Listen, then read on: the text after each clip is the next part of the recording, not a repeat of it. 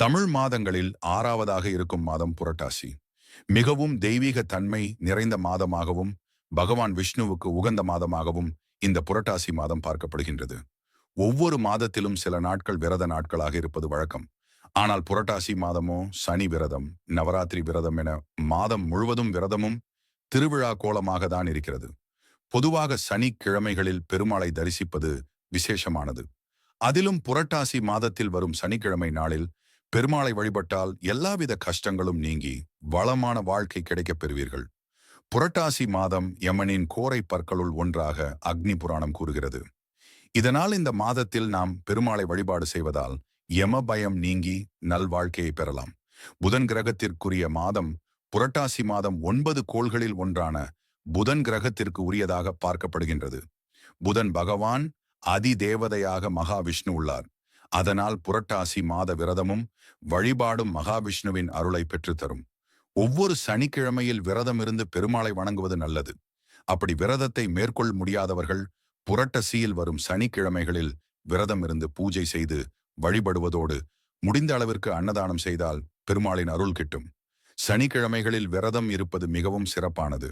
அதிலும் புரட்டாசி மாதத்தில் வரும் சனிக்கிழமைகளில் விரதம் இருப்பது மிகவும் சிறந்தது.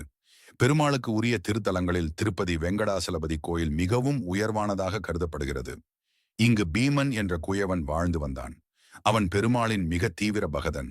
அவன் சனிக்கிழமைகளில் விரதம் இருப்பதாக சங்கல்பம் எடுத்துக்கொண்டார்.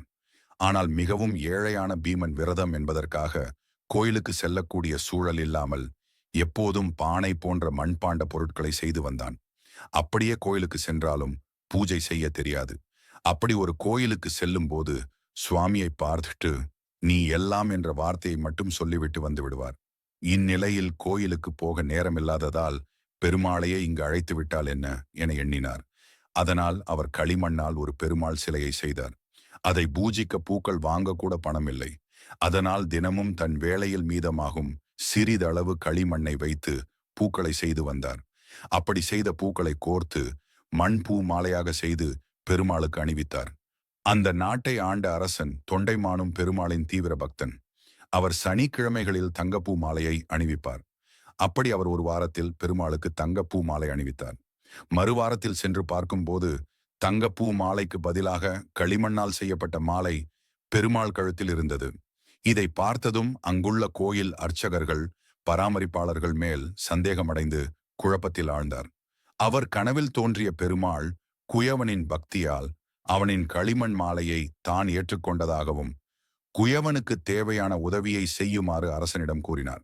திருமாலின் ஆணைப்படி குயவன் இருக்கும் இடத்திற்கு சென்ற அரசன் அந்த பக்தரை கௌரவித்தார். திருமாலுக்கு நைவேத்தியம் பெருமாள் மீது குயவன் வைத்திருந்த பக்தியை கௌரவிக்கும் பொருட்டு தற்போதும் கூட திருப்பதியில் மண் சட்டியில்தான் நைவேத்தியம் செய்யப்படுகின்றது. சனி கெடுபலன்களிலிருந்து காக்கும் பெருமாள்.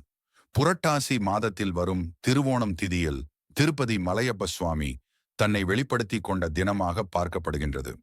அதேபோல் சனிக்கிழமையில்தான் சனி பகவான் அவதரித்து புரட்டாசி மாதத்திற்கு சிறப்பை கொடுத்தார். இதன் காரணமாக புரட்டாசி மாதத்தில் வரும் சனிக்கிழமையில் விரதம் இருந்து பெருமாளை தரிசித்தால் சனியின் கெடுபலன்களிலிருந்து நம்மை காப்பார்.